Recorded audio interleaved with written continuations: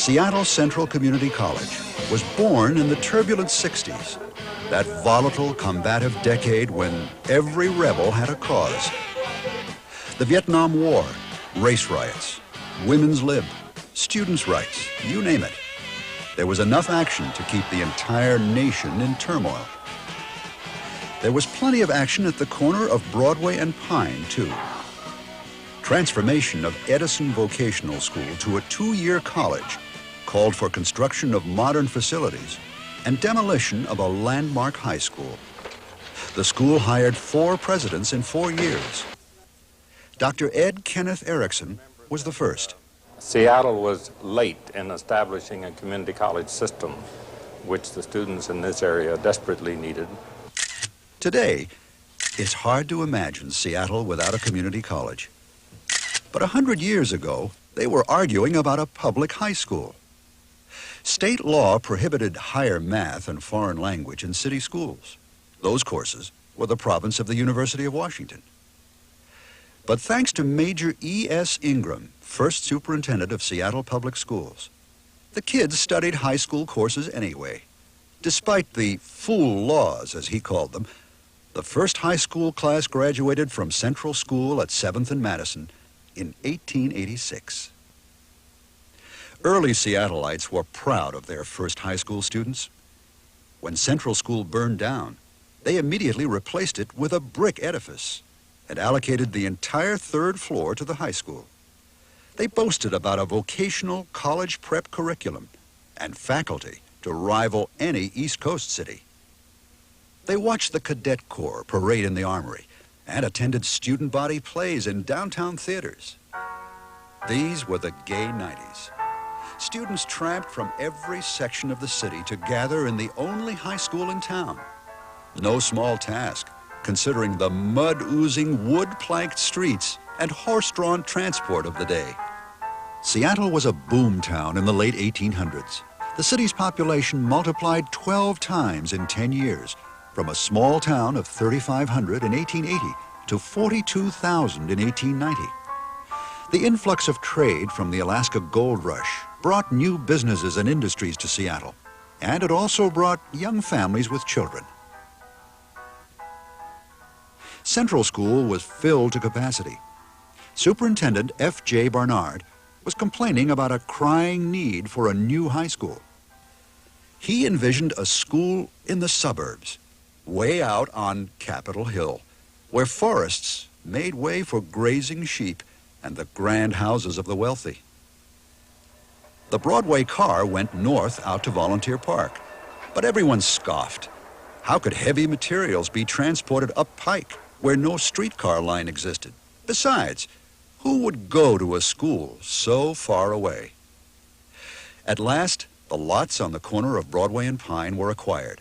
The high school was to cost $250,000.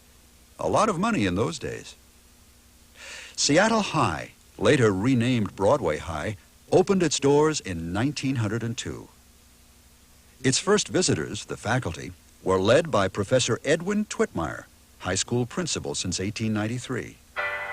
But they were upstaged by the arrival of the new athletic coach. From the outset, the Broadway Tigers dominated their sports arena. The 1906 football team wrested the national championship from Chicago's high school at Madison Park, Illinois. George Hurley, retired 37th District Representative, came to Broadway to play ball in the 20s. By then, Broadway enrollment had topped 2,300, a figure maintained until it closed. The whole number of minorities probably wouldn't have been 1/10 of the student body. I mean, it wasn't large. The school was more or less dominated by middle class, upper middle class, and well-to-do. At that time, Broadway North and Capitol Hill and other areas were places where the very well-to-do lived, the people whose fathers were extremely prominent in the city. The 1920s was something unique in American history, never to come back again. The spirit of the 20s also touched Broadway High School. Although a quality education remained paramount, social and extracurricular activities played a big part in the students' lives. I look back on it and think those were the golden years.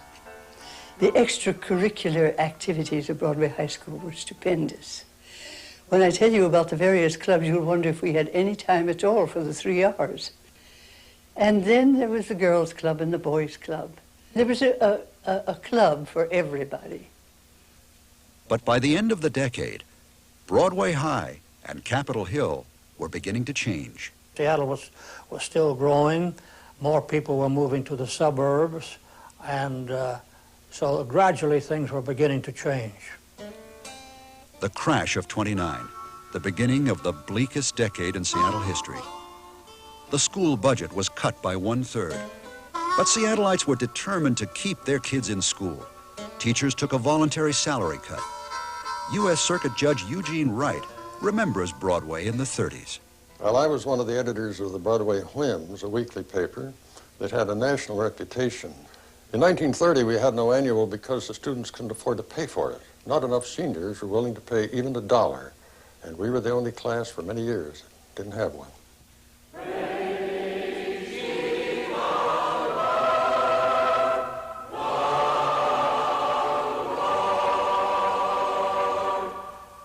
The Tigers' spirits weren't daunted. They entertained all over Seattle with the a cappella choir, the first of its kind in the Northwest.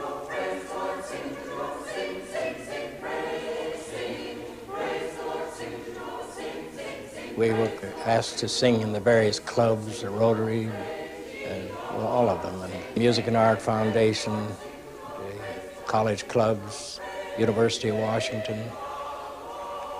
I just can't think of all the places. We were busy all the time. In fact, we got in trouble because the students were away from classes so much. We had a very strict disciplinarian setup in our school, and we were allowed a fun day, and that was one of the lighter days. We all came in white clothes, boys in white cords and shirts and all slickered up, and the girls, of course, and some of the faculty. And it was really a fun day. They let up on that day. We did our studies as usual, but you know, there was a little frivolity going on, which was unusual in our classrooms. They were most serious. Of course, this was a very unusual institution. For many years, it was the only high school in Seattle. And so by the time I entered here in the 1920s, it had a faculty of great men and women who had been here for many years. They didn't move about the city. The unusual thing about this school, a 4-year high school with about 2,600 students, was that it offered something for everybody. Broadway High Evening School, site of adult education since 1907, became a lively community center. 5,000 enrolled in 1931. It was the only game in town, with sheet metal, foundry, machine shop, radio, and drafting among the variety of classes. In fact, adult education became so popular, Seattle Public Schools opened a new school. Broadway High and Edison Vocational were housed in the same building throughout the next decade. It was a period which took the nation from depression to war. As World War II began, Broadway students responded by holding patriotic assemblies, bond drives, and rallies. Dutch Harbor in the Aleutian Islands was bombed shortly before White Clothes Day in 1942, and the tenor of the high school changed forever. Half the Broadway Senior Honor Roll was classified enemy alien. Brock Adams, former U.S. Secretary of Transportation, was a student at Broadway at the time. Well, the racial mix of the Broadway student body was that it was approximately 40% non-white. Nearly 1/3 of the students were Japanese, and when the declaration was made in World War II that the Japanese American students would be moved to Tule Lake and elsewhere in the country, 1/3 of the student body left. So the school dropped from 1,800 students to less than 1,200 in one day. Teru Oka Okawa was senior class treasurer. School, it was kind of a vague feeling. You didn't know what was going to happen to you. You just had that feeling of uncertainty all the time. We weren't able to graduate with the rest of our class, we graduated in Puyallup on the fairgrounds in the grandstand. Mrs. Okawa did see her friends one more time before she left for Idaho. I had several friends that came to visit me out at Puyallup. They were allowed to visit outside the wires. This kind of an occurrence gave people a moment of why is all of this happening. But as I say, during World War II, people accepted many things that they would not today, and this had been the first war for many years at that time. The end of the war meant the end of Broadway High. The last graduation ceremony was held June 1946. Servicemen returning from the war saw that the United States had become a great industrial nation. They wanted to train for technical occupations. Hailed as Young America in the Making, Edison Technical opened the following September. The extensive shops and the original vocational program from Broadway High were incorporated into the school. The Tigers had one last chance to sit in their old desks. Two sellout crowds heard Milton Katims conduct the Seattle Symphony Orchestra in the last concert in the Broadway Assembly Hall, February 16th, 1966.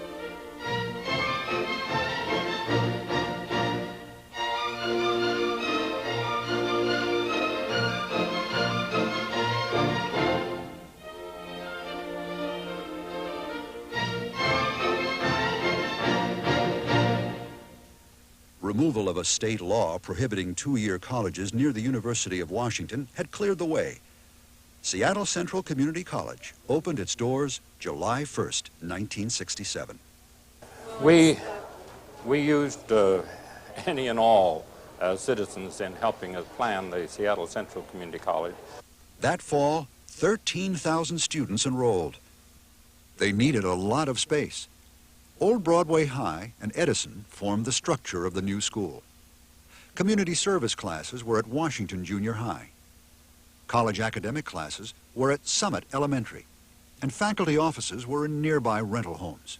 Seattle Central Community College, I think, probably has truly as an open-door policy as any institution, because it provided opportunities for students who, for instance, lacked skills in the English language and had an opportunity to begin to take remedial programs in mathematics and communication skills, and then to move on into college preparatory if they wished, or into skills that would provide employment. But not everyone was happy. Minority students wanted the encouragement of advisors from their own races. They got it. Roger Barone was one of many who became minority student advisors in the 70s. He was a good role model. Well, basically, we were really concerned about the fact that there were not very many students on campus. The services for Latino students were almost non-existent, and most of the students that were coming on the campus into classes were not students that had a real successful high school experience. And consequently, when they came on campus, the few that did had a very hard time surviving. And we were concerned about getting this people enrolled into classes and giving them a chance to succeed. Barone is now an elementary school principal for the Seattle Public Schools. Special educational programs were also needed to meet the needs of Seattle Central's varied student population. Dr. Ronald Hamburg was the college's Director of Research and Planning in 1974. His office wrote a federal grant that provided funds for new instructional programs. The funding was provided in three major areas: instruction, student services, and administration. The administration grant monies have been used primarily to develop a strong research and planning office, which has been very useful to the institution as it tries to deal with the complex fiscal situation and to plan for the changing needs of its students. Student services monies were used for many projects, one of which was a planning and advising center, which is still with us and is very useful for students as they try to sort out what kinds of educational experiences they would like, and as we try and establish what levels of abilities they have. The area of instruction has used perhaps the lion's share of the money for both programs and equipment. The equipment has resulted in the kinds of tangible things such as these computers that you see around you here. We have more microcomputers at Seattle Central than any other community college in the Pacific Northwest. The curriculum development plans have allowed us to make the kinds of changes in our curriculum that really are necessary in the kind of society we live in, where the technology makes changes for us faster than we might like. There have been some dramatic changes at the corner of Broadway and Pine in the past century, but some things haven't changed a bit. Students still have plans to be a productive part of their community. Crystal Cooper is a 1986 graduate of the college transfer program. The person that influenced me the most was Rosetta Hunter. She helped me to become a better person and a more serious person about school. I would always go in her office and we'd sit down and we planned what I was going to do when I graduated from here and what universities I should think about going.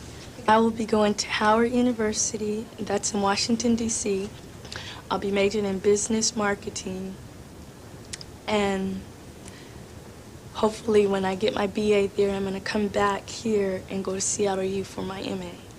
We had goals. We all had a goal in mind. You knew pretty much what you were going to do, and you were headed for the university. Even though it was a depression time when I was in school, everybody was thinking, well, I can get a part-time job, or I can do this, or whatever, but I'm going to do it. And our teachers programmed us to get going, do something, be something. But this is not to say that plenty of the C students are running Seattle too. Seattle Central Community College's students are becoming far more sophisticated in their understanding of the need for a career selection, in terms of the need for an education.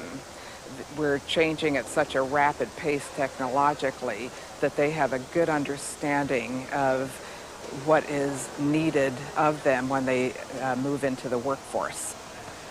I find these students motivated and pursuing career goals. They're getting their education, and they're very concerned about jobs of the future and having a job at the end of their education. So they do realize the importance of education today. The students at Seattle Central Community College are a diverse group. The average age of the community college student is 30 years. We have a large minority population, about 36%. 22% are Asians, 11% are black students, and the other 5% are a mixture of Hispanic and Native American. It's a wonderfully diverse community of students, and they learn from one another socially and culturally, so it really helps them when they're moving into the workforce. People still come from all over to attend school in Seattle. Larry Truitt, a 76 grad of the Trade and Industrial program, came from Alabama. His training was made possible through interpreters at Seattle Central College's special program for the hearing impaired. He now works at Boeing. Randall McCarty came to Seattle Central in the early 70s to study music. He is now a member of the music faculty at Pacific Lutheran University. To come to Seattle Central Community College allowed me the flexibility to take the basics in choral conducting and music theory and all that here with very fine teachers that were within the facility, but also the flexibility to study special things like organ and church music with people as adjunct faculty. So in fact, I did my organ and church music study with Peter Halleck at St. Mark's Cathedral, right down the street, handy enough. And Dr. Halleck is one of the great church musicians of this country, and I was able to study with him and get college credit for it simply by sending the paperwork back and forth. Also, I did harpsichord study with Charles Wasberg, a well-known Seattle harpsichordist, and that has basically launched me off in my career of what I'm currently doing. I'm now organist and choirmaster at St. Paul's Episcopal Church, which is a challenging and very rewarding job, very busy, musically aware parish, and a wonderful place to work. I'm also teaching harpsichord and early music and other ancient music subjects at Pacific Lutheran University, where I've been for 11 years now. And I'm curator of instruments and organist at the Museum of History and Industry. As in former years at Broadway, people of all ages benefit from Seattle Central programs.